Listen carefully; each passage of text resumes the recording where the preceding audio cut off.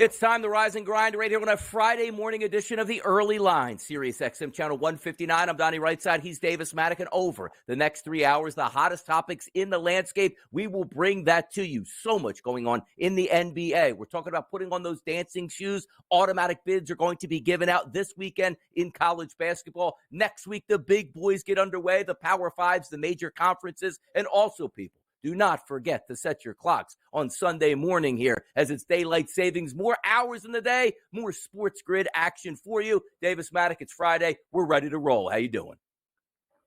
We are ready to roll. We are doing great here on this Friday morning. A lot to be wagered on. Really, we got a lot to be wagered on tonight, a lot to be wagered on over the weekend. We are about 48 hours away from the beginning of the legal tampering period in NFL free agency. So, and we are getting very close to those chirping birds at Augusta. We are under 50 days now until the beginning of the Masters. So we are very excited out here.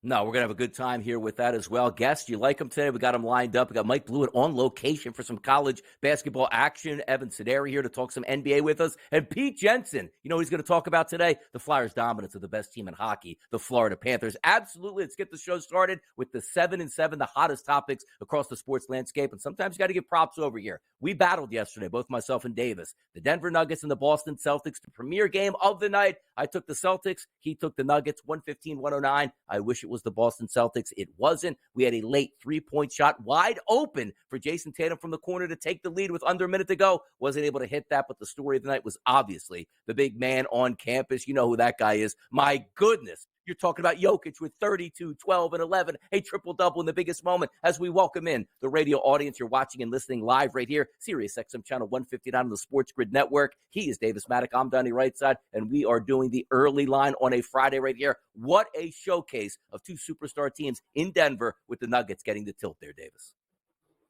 Best player in the NBA, Nikola Jokic, until proven otherwise. I don't know what it is. It seems that no one is actually willing to accept the fact that he's the best player. Like, they win the title last year, basically not even breaking a sweat winning the title, by the way, if you really remember it. Maybe there was like a one moment against the Heat where you thought maybe they won't get this done. And it feels like, what would this guy have to do? He just gets a triple-double every night. He goes up against all the other best teams in the NBA. They've got, absolutely nothing for him. Kristaps Porzingis is just, he's got his hands on his knees. He's like, what do you want me to do with this guy? It's unbelievable. And I think we are just lucky to watch a guy who is this good, play basketball. It's a global game here. Obviously, we know Jokic from Europe. You take a look here at another guy from York. It's Luka Doncic. How about him last night? 35 points, 11 rebounds, and 11 assists, a triple-double in a win for the Dallas Mavericks over the Miami Heat. They also get the cover here. And as we talk about the guys that are fighting for the MVPs, he's only 25 years old. That's Luka Doncic. He's dominating on a night-to-night basis. But again, when Nikola Jokic has a better basketball team and winning premier matchups, he's going to increase his lead for the MVP here. But that's a nice win for the Dallas Mavericks to get one down there over the Miami Heat. Well, it is just kind of one of those things, man. Luka Doncic is he kind of is the same sort of force of personality, force of basketball. It's like you can play this perfect team game against him. Heat culture, no one works harder. Luka's teammates cannot show up. Luka's teammates can get in foul trouble. Luka's teammates can be injured, and it's just like, I don't know, once a week, basically, if Luka decides we're winning this game, you're kind of just at the mercy of him deciding that he really wants to win that game. The Western Conference is going to be phenomenal down the stretch and also into the playoffs. So many teams chock full of talent, superstars all over the place. Cannot wait for the NBA playoffs to get underway. Talking about a team that's fighting for their playoff positioning here. That's the Minnesota Timberwolves. As an underdog yesterday, the Karl Anthony Towns. How about that? Help me out here. Karl Anthony Towns. How about that stutter there? 113-111. The injuries are even getting to me this morning here. But you take a look yesterday, a 2-point win there for the Timberwolves, 113-111. They get the job done because Ant-Man was sensational yesterday with 44 points. My goodness here. And also a key block at the end of the game. We should have been on this yesterday. I should have realized that the number one thing that would have happened in this Pacers game would have been Anthony Edwards in that locker room saying, like, I'm the man now. There's no more your ball, my ball. It is, I can take as many shots as I want, and he took 35. I'm going to guess 35 field goal attempts is close to the most taken in a game by any player this season, if not the most. Look at him in those throwback Wolves jerseys. Just beautiful, beautiful stuff there. Yeah, we should have been on Anthony Edwards, over points, over made threes, all that stuff, because it should be pretty obvious that he was going to come out and just try and absolutely smoke in this game. One thing I did find interesting was I misinterpreted the rotation stuff wrong yesterday for the Timberwolves. We can talk about that more a little bit, but TJ Warren coming off the bench as the eighth man. I did not have that on my bingo card. How about that? Big win last night. And also, don't throw out the season just yet for those Minnesota Timberwolves. Surgery here for Karl Anthony Towns. Looks like he's going to be out a month here, but they're saying he could be back here, Davis, early in the Western Conference playoffs. Maybe you get a discount now on those Timberwolves if you trust them. I'm not buying that. I think if there's any discount to be had, honestly, buy the discount on the Denver Nuggets. By the way, discounts on this one, the Arizona Wildcats taking down the UCLA Bruins. My goodness, this should have been my best bet. I said they would win easily, and they did. Covering is roughly a double-digit dog. Arizona 88, UCLA 65. The Arizona Wildcats rounding into form for the big dance here, Davis. They are rounding into form. I mean, we had this one on the program yesterday. We both decided UCLA doesn't have the horses in the tank. I'm starting to get pretty excited here, man, for the beginning of March Madness. Tuning in, checking the scores of the conference tournaments every night. We are ready to go here. Arch Madness yesterday on the board. You take a look at Stetson and the A's, son, pulling out a late victory here with a 3-point shot, but there still was some baseball news going around and extensions here for the Boston Red Sox. They're probably going to be down a starting pitcher, so what I want to do, let's make some other starting pitchers here happy and give them some cash. Brian Bayo agrees to a 6-year, $55 million extension for the Red Sox, and the Red Sox fans want some money to be spent there at the pitching position, but didn't expect it to be Bayo. They want even more here, but it's a good extension for a good young pitcher here in Boston. It is. I mean, this feels like a very team-friendly extension. 6 years, $55 million. Like we're not that far away from guys earning $55 million per year if they're really good starting pitchers, Donnie. So feels team-friendly. Pete Jensen's going to come on a little bit later in the show so we can go over hockey, the games that happened last night, and also the trade deadline, which ends today at 3 p.m. Eastern. Davis, are you tuned in here to the NHL trade deadline today? Excited? I am, because my team, the Colorado Avalanche, already made 2 pretty strong moves. We are looking to add a second title in 3 years in Colorado, Donnie. Midwest boy, rooting for that Midwestern team out there in Denver. Can't wait to see it play out in the NHL. Who's going to lift Lord Stanley's Cup? But you know what we got to do next? The biggest game of the night yesterday. Absolutely. The Boston Celtics and the Denver Nuggets. We'll cover it from post to post. Come on back right now. It is the early line. We'll be right back.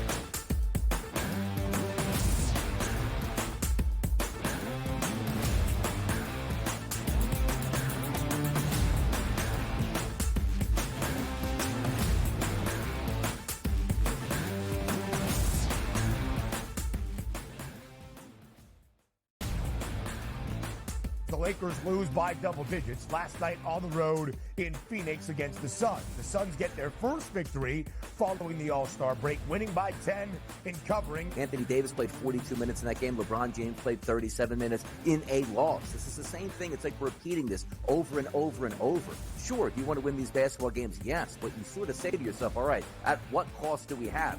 The early line, only on SportsGrid. The Bostonian versus the Book. In the Big Ten, it's the same thing. No offense to you guys. This feels like the Penn State rule. This feels like... This is a guaranteed Penn State to get in. We need to find a way to let them in because they can't beat Michigan. They can't beat Ohio State. But if we make them a third... They get in. This is the Penn always State going rule. to be better than the West half. Yep. That 1 year that Lightning in a Bottle catches on the West half, we'll let them in too because they'll bring people. The Bostonian versus the Book. The Books are treating the Celtics 4 points better at minimum than maybe every single team in the NBA. And so far, I believe they've covered every game since the break. The Celtics' strict goal here, anything less than a finals appearance and a finals championship is going to be a failure for the Celtics. They got all the pressure in the world across the board here. Game time decisions only on SportsGrid. Laying points on the road in college basketball is an absolute landmine. I would not do it. I won't do it the rest of the year. I'm done doing that because it just consistently loses. I mean, 3 possessions in a 9-point game in which the opposition now is the clock, not the actual team you're facing, right? Right. And these guys are taking up shots. I mean, it's just like, that's why it's the NBA. In-game live, prime time, only on SportsGrid. It's smarter to be on SportsGrid, your 24/7 sports wagering network. The early line. Magical and historic season in Lincoln, Nebraska continues. He is the best player in the NBA, but also in the biggest moments where the national media is watching. Newswire. Something that we have never seen happen before with one of the iconic coaches in the game. Pharrell coast to coast. The team covers. It's automatic. It's every time. Not sometimes. It's every time. Game time decisions. Luka is actually far more dangerous from 3 on the road this year than at home. This game here tonight, you may want to consider taking as many points as humanly possible. In-game live, prime time. We got not 1, but 2 coaches fired systems in place. Sports Rage This Late sort of Night. has letdown written all over it. It's going to be hard to match the emotion that they played with the other night. It's smarter to be on SportsGrid.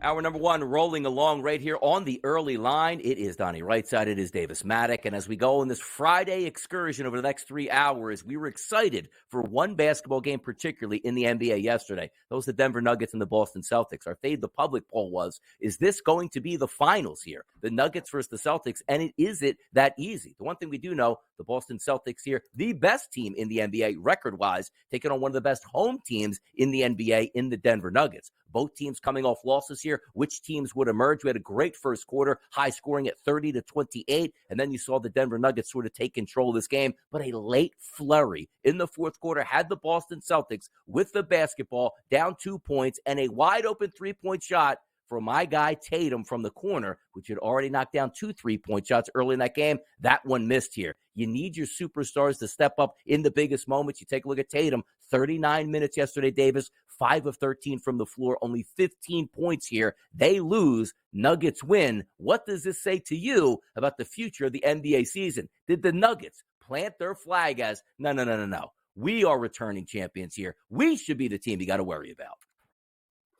I mean, I think 2 things happened in the Western Conference and in the story of the NBA this season. So the first is the Nuggets clearly showed that they are going to try and take probably the next 2 weeks, 3 weeks of the NBA regular season super seriously to see what their odds are of getting the overall number 1 seed. So they had that game against the Celtics. Then they go up against the Jazz. They go up against the Raptors, the Heat, and the Spurs. So there's a pretty good chance they're about to rip off a 5-game win streak. You know, they're going to be favored by at least 6 in all of those, probably double digits against the Jazz and against the Raptors. They would be, if they do that and they end up, I mean, they would probably by the end of next week end up being the number 1 overall seed. They have 2 games left against Oklahoma City, I believe, that might end up, shifting things, tiebreaker here or there. But just to be able to see them do that, play the really they only played an 8-man rotation. Reggie Jackson got his backup point guard minutes, and Zeke Naji came off for a little bit at the beginning of the second quarter and of the fourth quarter. I think it just showed, best team in the NBA, best team in the NBA until proven otherwise. You'll see this with teams that win a championship. They come in the next season they lose some more games. They're playing weird lineups, like they don't really do anything at the trade deadline. I think they definitely do miss Bruce Brown to some degree, who was their main, kind of wing backup guard off the bench, replacing those minutes with Peyton Watson and with Reggie Jackson. Like, clearly it is a minus, right? Bruce Brown is better than those guys. And did we learn anything about the Celtics? I mean, Honestly, not really. Like, what do you want from the Boston Celtics? They are who they are. They're the same team they've been. Really for the last 5 years, except with Kristaps Porzingis subbed in for Marcus Smart, which I think, we haven't talked about that at all. I think that was a good move. I think history will view that kindly. I think the people will say that was a smart move by the front office there in Boston. No, I like the move. I think it makes a lot of sense. And also, you're just banking on if Porzingis is going to be healthy, then I think it's definitely a great move here for the Boston Celtics. Porzingis chipped in with 24 last night. As we get on Jason Tatum, the MVP guy for the Boston Celtics, didn't show up in the biggest moments. And also, quite frankly, throughout the game, only shooting 13 times, Davis, from the floor and going 5 of 13. If we're taking a look at Jaylen Brown, he was the star yesterday for the Boston Celtics. 41 minutes played, 16 of 29 from the floor, and 41 points, but it wasn't enough. So when we flip it over and take a look at the box scores here for the Denver Nuggets, it's the same thing just about every night. Jokic is an unbelievable player. And yes, it's not just Jokic going, well, what do you want here? He puts up numbers against the Sacramento Kings and, Charlotte and Orlando. Like, no, in the biggest moments, he's the best player in the NBA. 32 points, 12 rebounds, 11 assists, a +9 on the court here to lead all starters here for the Denver Nuggets. When you need a bucket, he gives it to you. When you need a big play, he gives it to you here. It's just what he does. And also this morning at the FanDuel Sportsbook, after that night, beating the Boston Celtics increases his odds here to win the MVP, and rightfully so. So let me ask you this question. If we're lining up the Boston Celtics and the Denver Nuggets, we know the Denver Nuggets won it last year. They don't have any questions that they need to answer. Are we still answering questions with the Boston Celtics, Davis? Because we know how good the Celtics are, but yet they haven't won the championship. And I know you can't have a referendum based on last night, but do you look differently at the Celtics moving forward, saying, are those question marks still there for them?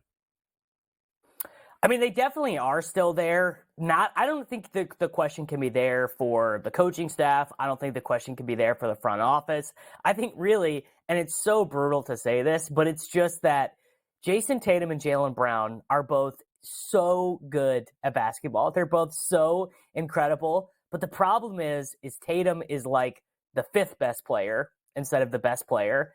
And Jaylen Brown is like the 13th best player probably, or something like that, but not the 8th best player. So it's like, even when you compare them to someone like LeBron James and Anthony Davis, right? LeBron at his powers, like 35-year-old LeBron was the best player in the NBA, and 28-year-old healthy Anthony Davis was like the 6th best player in the NBA.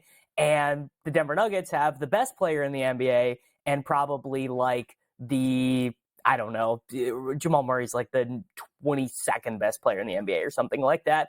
And it's just kind of the way it goes in hoops, that especially in playoff basketball, the team with the absolute best player is so likely to win the series, which is why you see the Celtics getting to the conference finals and the finals every single year. It just happens time after time. And then what happens when the Celtics get to the finals? They run into Steph Curry. They run into maybe Nikola Jokic this year. They run into LeBron James. Last year, they ran into Jimmy Butler, who in the regular season is like a very good player, but not a great player. And then you get to playoff Jimmy, and he's playing 42 minutes, and he never turns the ball over, and he makes like every 17-foot jump shot, and he's like the 2nd best player in the NBA. So what do you do? What do you do if you're Boston? Like, you don't trade away the 11th best player in the NBA just because you haven't won a title. You kind of just have to. I think the Celtics have played it right, which is you keep building around those guys. The one thing I guess I would say was Jaylen Brown is old enough that he should have learned how to dribble by now. And it feels like he just gets worse at it every year. It feels like he actually shows up every single year and is somehow worse at dribbling. I don't really get it. Struggling going to the left here. If we take a look at Superstar Watch in that basketball game, Jason Tatum, again, as we stated, 5 of 13 from the floor, only 15 points here. You're taking a look also at Nikola Jokic's 32, 12, and 11, yet another triple-double. The reason I want to bring this up for you, Davis, is we take a look at the odds market here at the FanDuel Sportsbook to win MVP. Those two superstars are in the top 5 right now with the odds market, but increasing his chances at winning another MVP, at least odds-wise, was Nikola Jokic, who now shows up here at a -170 price at the FanDuel Sportsbook. You take a look at Jason Tatum, 26-1. Let me ask you this. Barring injury, which we always have to remove from the equation at this point, otherwise, if he gets injured, he can't win it. Obviously, that's going to be the case. Barring non-serious injury, did Jokic wrap up the MVP last night? I don't know if he wrapped it up because I think his primary competitor probably at this point would be Shai Gilgeous-Alexander. And if the Thunder get the 1 seed, right, the Thunder win, let's call it 57 games, Shai comes close to leading the NBA in scoring, averaging over 30 points per game. And let's say he gets one more signature victory in here somewhere, maybe against the Denver Nuggets, maybe against the Boston Celtics, whoever it might be. I don't know if they play the Celtics again in the regular season, but yeah, I would say Jokic is like the market odds are definitely right. I mean, he would definitely get my vote right now. But Shai, I think just because they're both going to be competing for that 1 seed, I think it is definitely possible. Yeah, it's going to be a lot of fun to watch this play out down the stretch because the one thing we have been doing here in the Eastern Conference is basically writing it off, saying it's the Celtics to win. They'll wind up in the finals, but yet we don't know who's going to wind up in the finals from the Western Conference. And the Denver Nuggets right now look like they're about to hit the gas pedal. 43-20 on the season, 25-6 at home. That's the last place you want to be if you're a Western Conference foe, is to be in the Mile High City here, trying to knock them out when they have home court advantage. So that was the big game of the night last night, but a lot of really good things happening around the NBA, which we are going to touch on next. Let's take a look at what Luka Doncic was doing yesterday here. It's Davis and Donnie in the morning right here on the early line on the SportsGrid Network. We'll be right back.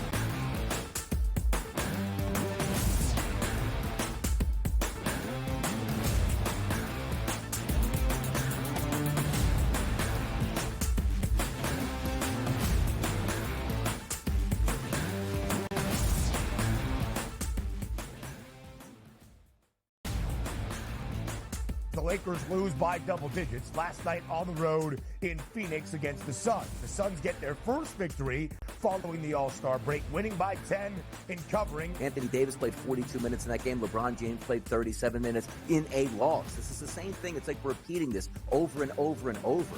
Sure, do you want to win these basketball games? Yes, but you sort of say to yourself, all right, at what cost do we have? The early line, only on SportsGrid. The Bostonian versus the Book. In the Big Ten, it's the same thing. No offense to you guys. This feels like the Penn State rule.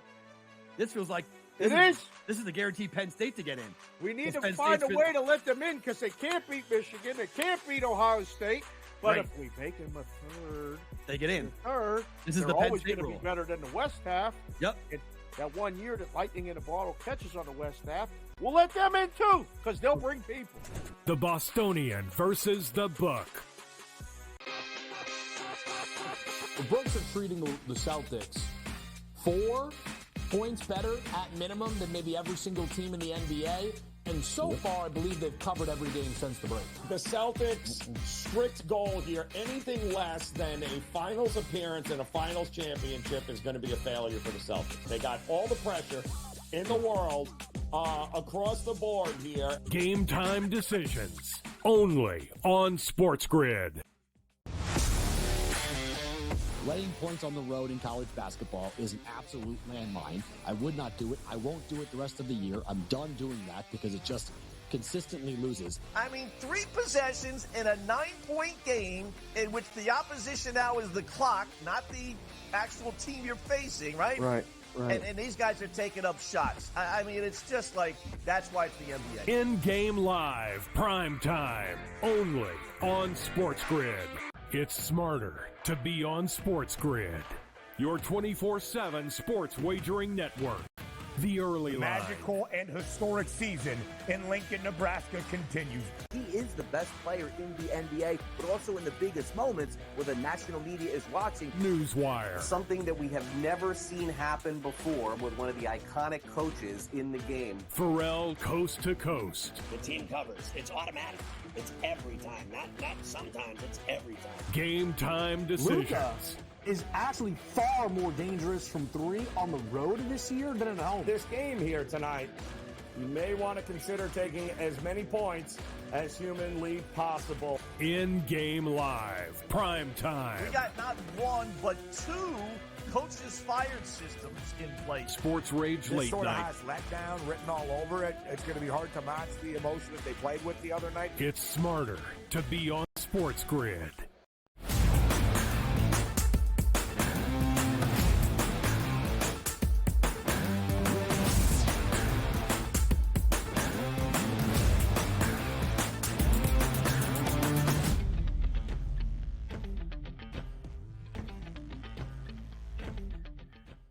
NBA action last night was sensational across the board. Some upsets we'll get into, but also we want to talk about the highlights as well. We just went over the Boston Celtics and the Denver Nuggets, maybe a preview matchup of the NBA Finals where the Nuggets got the nod here and what to make of the Boston Celtics the rest of the way, basically in cruise control in the Eastern Conference. Let's have some fun, Davis, here and go around the NBA, and we'll start in Dallas. A 114-108 victory for the Dallas Mavericks over the Miami Heat. If we take a look at some of the players of this game who did very well, obviously it's Luka Doncic. He's been absolutely on a tear as of late. Now, also, it doesn't always equate to victories for the Dallas Mavericks, but certainly great performances usually help you with those victories, as it did last night. The Mavericks got the win and the cover. The game stays under the total, 35-11-11 for Luka Doncic. Kyrie Irving also chipped in with 23 points. Yesterday, we were feeling Duncan Robinson early in that game, splashing three-point shot after three-point shot to give the Miami Heat, Davis, a 36-28 lead after one, but it was the Mavericks the rest of the way, picking up the victory, now improving to 35-28 on the season.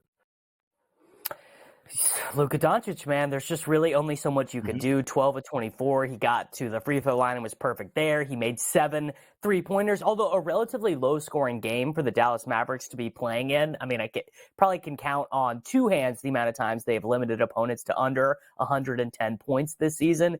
Sort of an interesting thing with the Miami Heat lineup is that injuries have kind of played their way into their favor. You know, obviously you would not prefer to be a banged up version of the Heat, but inserting Duncan Robinson into the starting lineup and then replacing Kyle Lowry with Terry Rozier means that they actually are shooting 3-pointers. I mean, the Miami Heat, before they did that transaction and changed their starting point guard, and before Jimmy Butler got back from bereavement leave, they were taking the 28th most 3-pointers in the NBA.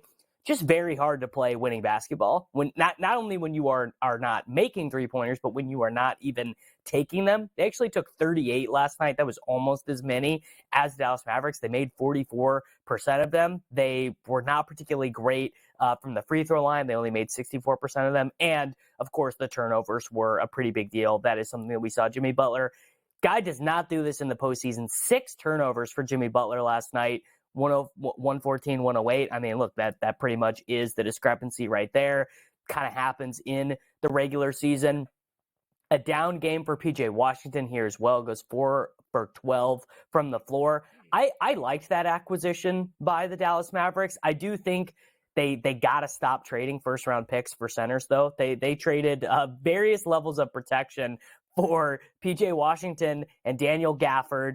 And Maxi Kleber still has to close games for them. So, I mean, obviously they hope that Derek Lively, ends up becoming the guy who can just play 35 minutes a night. Lively can't make his free throws, so he doesn't close out those games right now. But, yeah, I mean, I don't know about you, but I just in general root for the Dallas Mavericks. Like, I have no affinity for them. I don't really care. But I would love to see what Luka Doncic looks like in a conference finals. And I just find it... It's a bummer to watch a player that good have to be like a 7 seed. By the way, similar spots here as we take a look at both of these ball clubs between the Miami Heat and the Dallas Mavericks. You take a look at the records here, 35-27, 35-28. Similar conference numbers here at a 12-1 price for the Miami Heat and a 16-1 price for the Dallas Mavericks to win the Eastern and Western Conference. And the championship odds here, Davis, identical, 32-1. So I always love to do this. If we had free wagers, right? Both of these teams, the same price, 32-1 and 32-1 to win the NBA championship. If I gave you that free bet, which one of these teams, the Heat or the Dallas Mavericks, do you think you could turn that ticket into money? I mean, not even close. It has to be the Miami Heat. We've literally seen them do this. The Miami Heat were not a good regular season team last year. They were like a pretty mediocre regular season team last year. They're actually better right now regular season-wise than they were last year. As of right now, they are sitting in the 6th seed. They are only 1 game behind the Knicks, 2 games behind the Orlando Magic. I mean, the Knicks are super banged up, and the Magic are like a fine team, but the Heat are certainly better than them. Whereas last season, they only won 44 games overall. They're already at 35 wins right now with basically a month and a half left in the regular season. They might even win 50 games. In fact, they probably will win 50 games this year with what I think is weirdly like a better roster than what they had last season. Remember, Tyler Hierro was not available for most of that run last year, and it's so fashionable to be like, oh, Tyler Hierro, he doesn't play any defense, yada, yada. I mean, that dude he scores the basketball, man. And in the playoffs, like when things get tight, slows down, fewer fast breaks, everyone kind of tightens up on defense. Just having a guy who can just get you 25 in a playoff game pretty much every single night, I think that's got a ton of value. Yeah, it's fun to watch. It is going to be, because these two teams on the, looking on the outside, looking in for an NBA championship, but maybe in a 7-game series. We know about that Heat culture, and you're right. We've been there, done that, seen them make runs before. We're just waiting on the Dallas Mavericks. Can it just be two superstars in Kyrie Irving and Luka Doncic that can carry that ball club, at least for a deep run? We'll find out there shortly, but a big win last night, nonetheless, by the Dallas Mavericks. I'll tell you what, another big win for the locker room here and morale. The Minnesota Timberwolves 113, the Indiana Pacers 111. This game does stay under the total, but the Minnesota Timberwolves with an outright victory here as a slight underdog. You take a look at it, and it's just so simple to say. Anthony Edwards is a beast out on the court. 39 minutes played, 18 of 35 from the field with 44 points and a massive block at the end of the ball game. All is not lost in Minnesota here, Davis. That's a nice win over the Pacers. It is. It's a incredibly nice win. I mean, you have to think that probably was a pretty good time in the locker room yesterday for the Minnesota Timberwolves. It is also one of those things like there's always kind of been friction with Karl Anthony Towns and his teammates throughout the years, like guys have complained about them, guys have left the team, and not, Jimmy Butler very famously did that sit down with Rachel Nichols and was like, these guys don't want to win. They don't want to go hard enough in practice. I'm like bullying them. So just kind of interesting to see what those dynamics might be. Nickeil Alexander-Walker, I thought was phenomenal in this game. He has sort of reinvented himself as kind of like a modern day Jason Terry style guy, just like all he does is shoot 3-pointers and just tries incredibly hard on defense. You do have to think, though, probably not a super sustainable way to play basketball, having Anthony Edwards shoot 35 times, right? It's kind of the same problem that the Mavericks run into, which is if Luka Doncic shows up and his ankle's feeling a little creaky, or maybe he didn't sleep right the night before. Luka was joking at the beginning of the season about he just had a child, and so he was readjusting to not getting a ton of sleep. Who else is making buckets on this team? You don't want Rudy Gobert putting the ball on the floor. Mike Conley's 36 years old. I guess it would be Nickeil Alexander-Walker trying to cook off the bench. They don't have a secondary guy to start possessions, and that seems problematic. Good basketball with great prices. Karl Anthony Towns getting the surgery out at least 1 month. They do expect him back for the playoffs here. The records currently sits here for the Timberwolves at 44-19. Conference odds to win it, 13-1, which have been plummeting over the past couple days, and rightfully so with the news on Karl Anthony Towns, and also the championship odds at a 32-1 price, exactly identical to us talking about the Miami Heat and the Dallas Mavericks. But we did have a stunner yesterday, Davis. Home court advantage, the Golden State Warriors, 122 points, bested by the Chicago Bulls, who got 125. The Bulls playing good basketball here. Underdogs in the Bay Area come away with a victory because we had dueling 33s yesterday. DeRozan and Vucevic each got 33 points for the Bulls on the road as they pick up a really good victory over the Golden State Warriors. A really good victory and a weird one. I mean, I didn't see this one coming at all. I actually took the Warriors. I believe it was -7 yesterday. Curry did roll his ankle, only went 5 from 18 from the floor. Klay Thompson, I was complimenting Klay Thompson on the program yesterday. Klay goes 9 for 21 off the bench. I guess this is, time waits for no man, Donnie. You get to be in your mid-30s, and sometimes you just don't have it. Klay did not have it last night. Curry did not have it last night. Moses Moody actually was pretty much their best player last night. Went 4 for 9. Wiggins, is not able to. I think his conditioning is still getting up to speed. He's only able to play about 20 minutes. Draymond was fine. He is what he is. I guess Kuminga was pretty strong as well. It's just and also this is the NBA. Weird thing. In any given night, weird things can happen, and that was a weird thing. How about the Phoenix Suns last night? 120-113 victory over the Toronto Raptors. And look at this, Davis. The big three was on the court for the Suns. 35 for Durant, Bradley Beal chipped in with 20, and Grayson Allen, the third part of that big three. Forget about Devin Booker. He chips in with 26 points. The Phoenix Suns, 37 and 26. As we wait for the real big three to return back to the court, they pick up that victory over Toronto. That's the entire season. I mean, I don't even have any analysis, honestly, for the Phoenix Suns. Like, the Phoenix Suns could end up winning the NBA championship this year, and I would be like, I don't know. I know nothing about their team. I know nothing about the style of play. Like, which is actually such a bummer thing about the modern NBA. Whereas, like, it would be so different if these guys had played together. Like, if I just have no emotion for the Phoenix Suns. I don't hate them. I don't like them. I honestly barely think about them. Because I think it's less than 20 games. All three of those guys have been on the court together. They are a total nothing basketball team right now, which is like a bummer. Kevin Durant, one of my favorite players, like truly of all time to watch. But yeah, I got no opinion on the team because we've basically not seen it. The ultimate wild card, it feels like the Suns will be entering into the playoffs if they are healthy, because we don't have a backlog of them playing together, but nobody's going to be surprised if they don't play well together, and nobody's going to be surprised if they do play well together. Certainly a tough handicap. One quick final score from last night, 131-129. The Sacramento Kings eke out a victory over the Wembanyama-less San Antonio Spurs. The NFL's on the radar next. We got a lot of hot topics here on a Friday. Don't go anywhere. We'll be right back.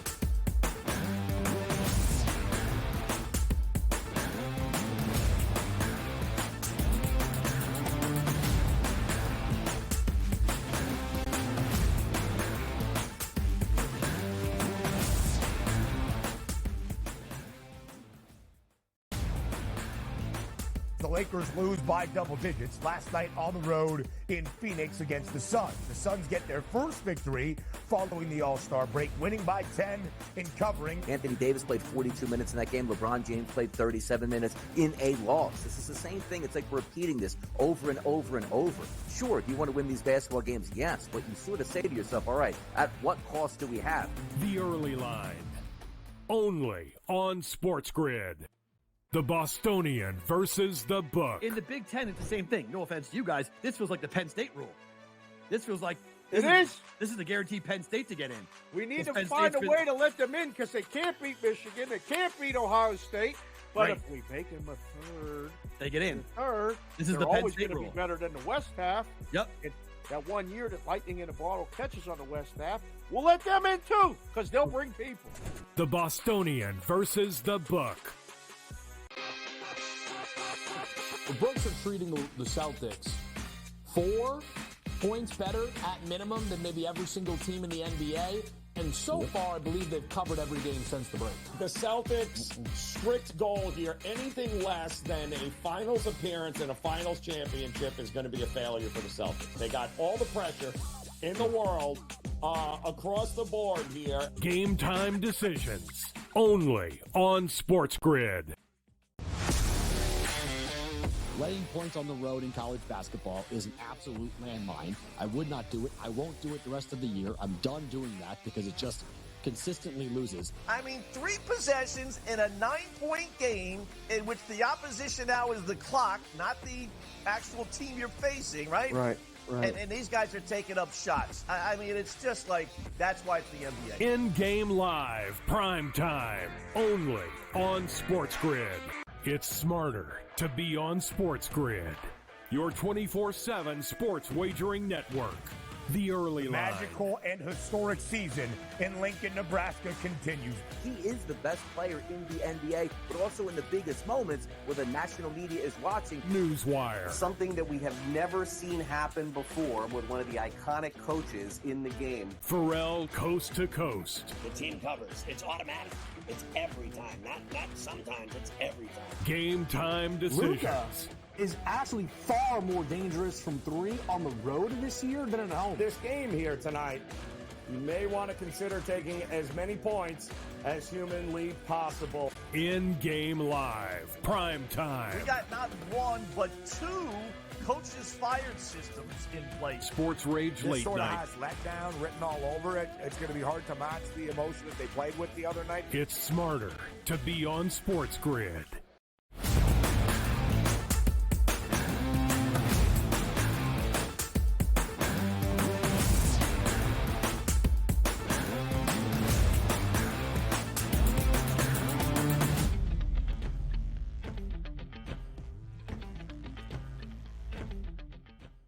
Even though it is a Friday in March where we're putting on our dancing shoes, awaiting March Madness, conference tournaments underway in a big way, which we will take a look at that a little bit later in the show. But why not have a little Football Friday atmosphere right here on the early line? It's Donnie Rightside, it's Davis Maddock, and we are getting some news because why? The NFL news cycle never stops. Keep in mind, just to keep the people updated here, Davis, Monday, tampering season starts in the NFL. You can reach out to free agents, negotiate contracts, then you can sign those said contracts by next Wednesday. So we're going to get a lot of information coming out over the weekend. If you don't think the agents and also the GMs are waiting for tampering, look, they ain't waiting for anything. It's already underway. You take a look here. Releasing from the Denver Broncos is Russell Wilson. An absolutely horrendous cap situation for the Broncos, which they've said, Davis, we don't care about. We'll eat the 85, 90 million. No sweat here. Good luck, Russell Wilson, in your career. So those steps now say, where does Russell Wilson end up going? It looks like we have a mutual agreement here so far for the Pittsburgh Steelers and Russell Wilson. Jerry Dulac reports here, Steelers are interested in signing Russell Wilson and are tentatively planning to meet with the former Broncos quarterback before the start of free agency, per sources. Wilson has interest in joining the Steelers. So let's start right there. If we're looking at the Pittsburgh Steelers, forget about Kenny Pickett, forget about what you think they're going to do next year. Russell Wilson on the move to the Steelers. Does it make sense for you, Davis? It does make sense if all the Pittsburgh Steelers want to do is win 9 games, maybe 10 games, and be the 6 seed, be the 7 seed, and lose a road playoff game. If that is something that they are comfortable with as an organization, I think it makes total sense. And actually, I would imagine that Russell Wilson is now still getting paid enough money because remember, these are guaranteed contracts. Like he's still getting that money. It's not he gets cut by the Denver Broncos and is not getting paid. The man is still going to get paid this cash, so he can play on a 1-year, $8 million contract, a 1 year to actually, I believe the salary number is offsetting, so it makes no difference to Russell Wilson. He can play on a 1 year. I think his service level is $3 million is the least he can make, and it doesn't really matter to his bottom line. So you get cheap quarterback play, you spend some money, although this is not a particularly strong free agent class anywhere, really, which is just kind of the story of the NFL these days. But if the Steelers have higher aspirations, if they want to take a gamble, if they want to take a cut, if you will, at being maybe an 11-win team, maybe a team that could win the division, I think the path for them is pretty clear, Donnie, and that is trading, a couple second-round picks for Justin Fields. Now, is Fields better than Russell Wilson? I mean, honestly, probably not. I would say that the evidence suggests that even the version of Russell Wilson that existed last year is probably a better quarterback at winning games than Justin Fields. But Fields obviously has been, fallen victim to the dysfunction of that organization in Chicago. He's had all these different offensive coordinators, multiple different head coaches, yada, yada. I mean, it's well-worn territory. Everyone kind of gets what's going on there. But that at least gives you some ceiling. You could squint your eyes and say, I could actually see Justin Fields being a guy who could be the 8th best quarterback in the NFL if that thing goes right or this thing goes right. But definitely you're much more likely to get fired, right? If you trade for Justin Fields and you win 4 games, right? That's just they were winning games with Mason Rudolph. Like that team can win games with almost anyone at quarterback. By the way, I like where you started the conversation out talking about the Pittsburgh Steelers because you're talking about a very, very proud franchise. It used to be the Steelers, Davis, were about winning Lombardi trophies, and that's what matters now. And it's almost like the running joke, which technically isn't a bad thing because organizations love to be above 500. It means they're competitive. They're in the mix technically for a Super Bowl every year. But we talk about the Steelers now more as, all right, it's Mike Tomlin. Well, he's not going to be he'll be over 500, but it's never, well, they can win the division and make a deep run now. And I agree with you here. If you get Russell Wilson as your quarterback next year instead of Kenny Pickett, you're going to get steady quarterback play. You're going to get MVP quarterback play?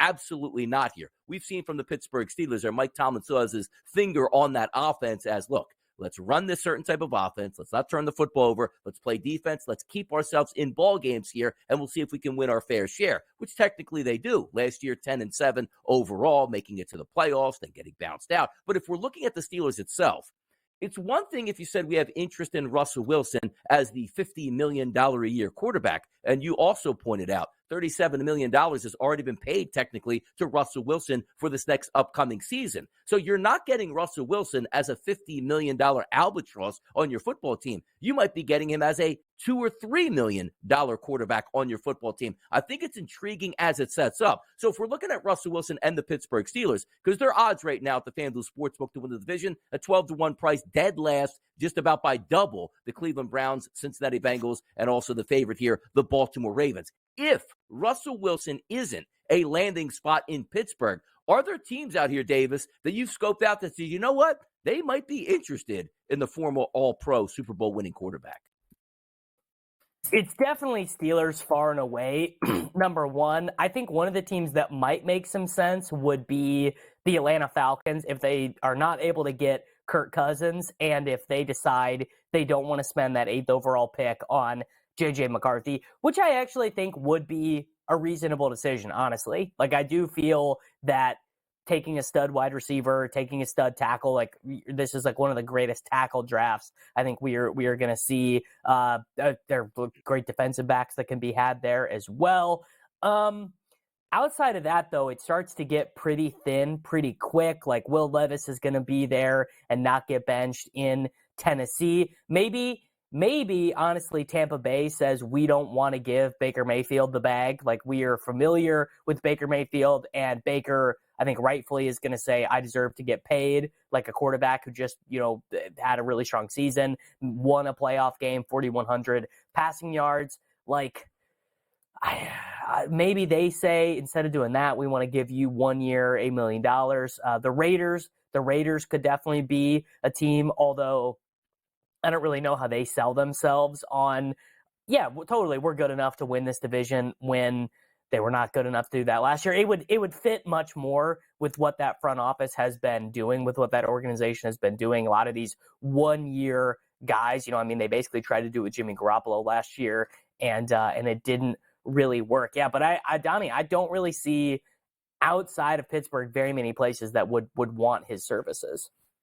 It's funny because I just think it's so intriguing as you set it up, and I'm glad you brought up Baker Mayfield because let's just say they let him go into free agency, didn't slap the tag on him, and rightfully so. You don't want to tie up that much money heading into free agency. They still think they'll bring him back, but it's almost like if you're Jason Licht, the GM here for the Tampa Bay Buccaneers, like, all right, like we know we like Baker. Let us to a division championship, beat the Philadelphia Eagles, who actually won a playoff game. Locker room likes him. We would like him to come back, but it's like, okay, he's going to cost me $40 million a year. If we spin it and go after Russ, that's, $3 million against the cap as opposed to 40. Now, granted, I know how contracts work. $40 million a year would not be the cap hit for Baker Mayfield. It will be extended down. But you can see where I'm getting at. You can improve the rest of your roster, keep everybody in town, and still have a quarterback. Almost similar to what you did with Baker Mayfield last year for the Tampa Bay Buccaneers. Getting him really cheap, getting good play out of Baker Mayfield, and everything sort of tends to work into your favor. Russell Wilson, it'll be interesting to see how fast he actually finds a home in free agency. But certainly, as we pointed out, mutual agreements here between the Steelers and Russell Wilson. We'll see if that gets finalized in the upcoming days. The Chicago Bears, the one thing we do know about them, yes, they have the number 1 overall pick in the draft, and they are flush with cash with the salary cap. They're starting to spend some of that as they lock up Pro Bowl cornerback Jalen Johnson to a 4-year, $76 million deal. The needle seemingly pointed up here for the Chicago Bears, Davis. How can you argue that? I mean, this is a team that has had the worst quarterback play. I don't know. I honestly kind of feel bad for the Chicago Bears. And now they are, getting some of their really good franchise players locked up to these good team-friendly contracts. I mean, although, if it was me, I would have probably made some calls to the Kansas City Chiefs if I was the Bears about trying to acquire Snead, because what it sounds like is that Snead is asking for maybe a little bit more money than Brett Veach wants to give him.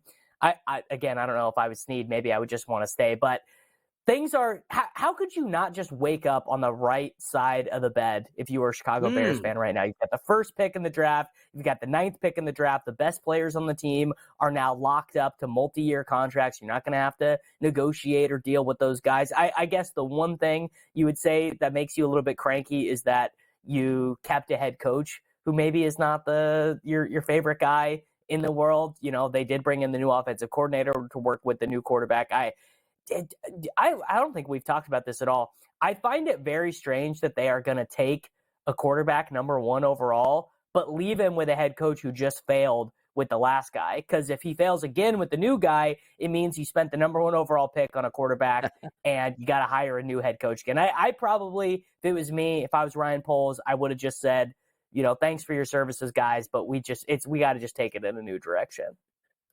It's a great point you bring up, too, because we talked about this ad nauseum before. It's like when Eberflus was coming back, I'm like, you're telling me that back channeling big-time head coaches, they weren't knocking down the door to try to get the Chicago Bears, all that cap space, a generational quarterback possibly coming in here, and they're like, no, we're good with Eberflus here, a defensive-minded coach, when we're trying to reset the franchise with a superstar quarterback that's possibly coming via the draft at number 1 overall. So it's interesting to see how it is going to play out, but Eberflus coming back to me was certainly a surprise nonetheless here. Let's also keep it moving. Some other free agent news coming in. Former Falcons tight end Jonnu Smith and the Miami Dolphins reached an agreement on a 2-year deal worth up to $10 million, as reported by Adam Schefter. A team that doesn't necessarily love tight ends now, kicking it up here, signing Jonnu Smith. Is he going to be high-powered in that offense now? What can we expect from Jonnu Smith next year with the Miami Dolphins?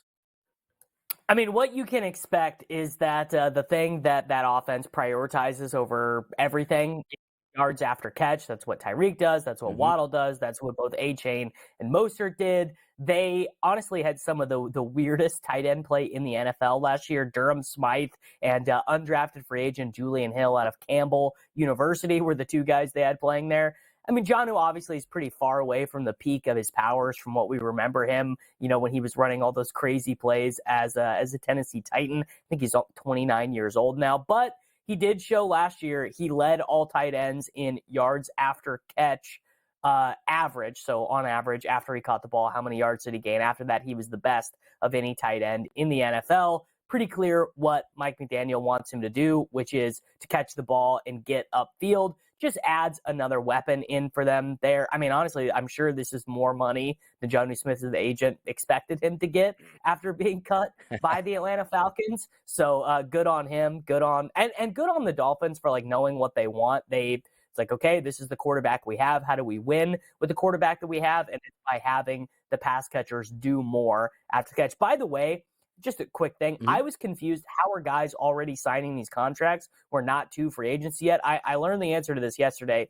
It's because if you've been cut, you technically do not have a contract, which means you are free to negotiate with anyone that you want, even if the league year has not turned over yet. So I learned that yesterday, and now everyone else can learn it too. There you go. Learning, getting knowledge. It's what we do here on the early line. Let me ask you this quick question. Tua Tagovailoa, starting quarterback for the Miami Dolphins. Extended this year, or are they just going to let him play it out again and say, hey, hopefully we catch lightning in a bottle when you stay healthy again? Play it out for sure. Play it out, yeah. Simple answer. Let it play out. Maybe Russell Wilson down there to the South Beach boys here. Doubt that's going to happen at this point. We'll see where Russ goes. And again, free agency kicks off next week. We got you covered right here on the SportsGrid Network. Boxing coming up next. Mike Tyson back into the ring. Can you believe it? Let's talk about it.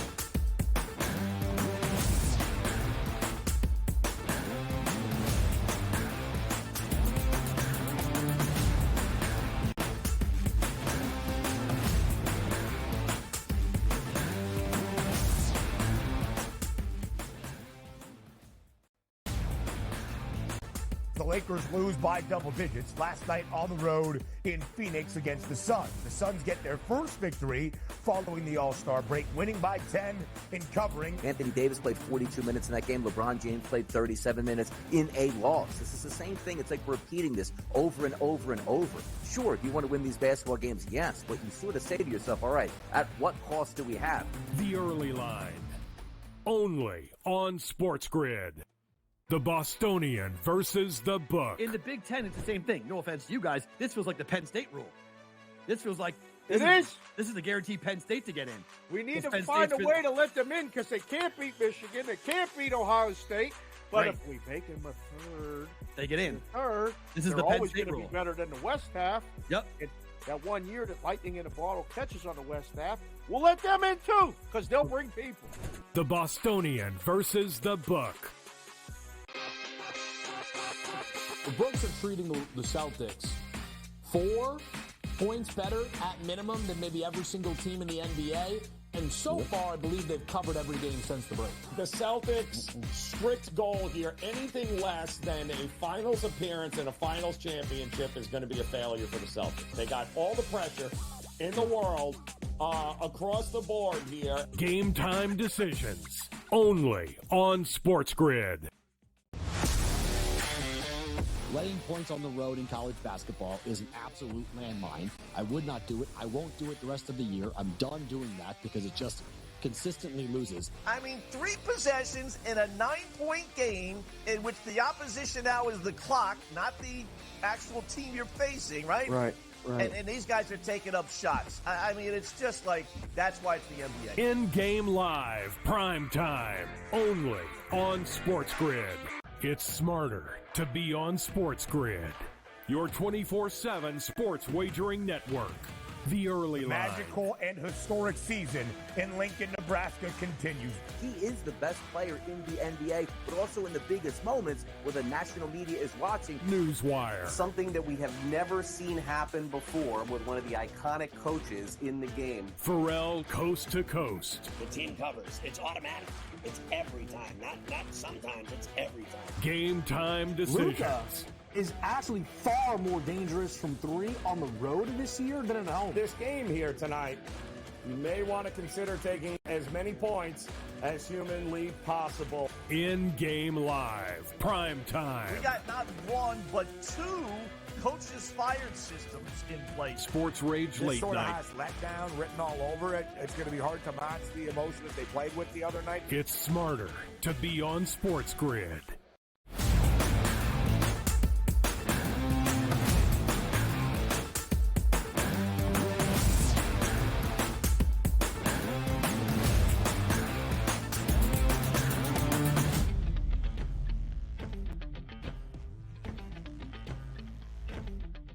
Quick little segment here on the early line before we hit hour number 2. So we have hot topics here that we have to get to. One of these hot topics I didn't think I was going to be seeing here, Davis Maddock, and I got to tell you, I am intrigued. Coming up, I believe, there we go, Saturday, July 20th, Jake Paul versus Mike Tyson live on Netflix here. No pay-per-view. You'll be able to watch it if you have Netflix here. I got to tell you, Davis, I'm quite intrigued by this.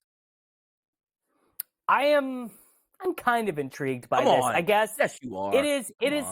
I'm not a big boxing guy, not a big Tyson guy. I know nothing about the Paul brothers. I've not seen any of their matches other than stuff on social media. I guess the thing that is interesting is it is a real test of what matters more, like raw, athletic, innate ability that Mike Tyson has. Like whatever Tyson has, you can't train it, you can't coach it. I mean, obviously you could try, but like the guy is one of the hardest punchers in the history of our species, probably.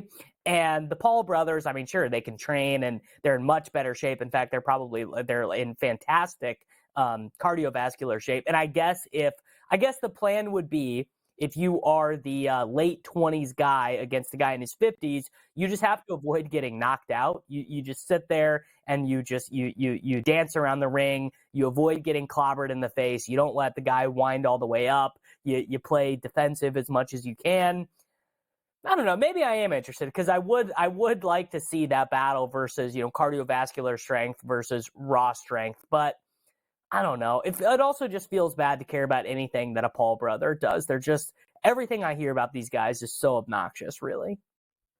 A 30-year difference here stepping into the ring. Last time that we saw Mike Tyson in the ring was 2020 against Roy Jones Jr. By the way, on the Paul brothers, I can't tell them apart. Like if you told me like Jake Paul or Logan Paul was fighting, I still think it's the same guy that would show up into the ring at this point. But it's interesting nonetheless. And by the way, I'm more intrigued about these type of boxing matches than like the sanctioned boxing matches here. So maybe good on the Paul brothers. We'll have fun watching this. And also you'll have fun watching hour number 2 of the early line coming up next.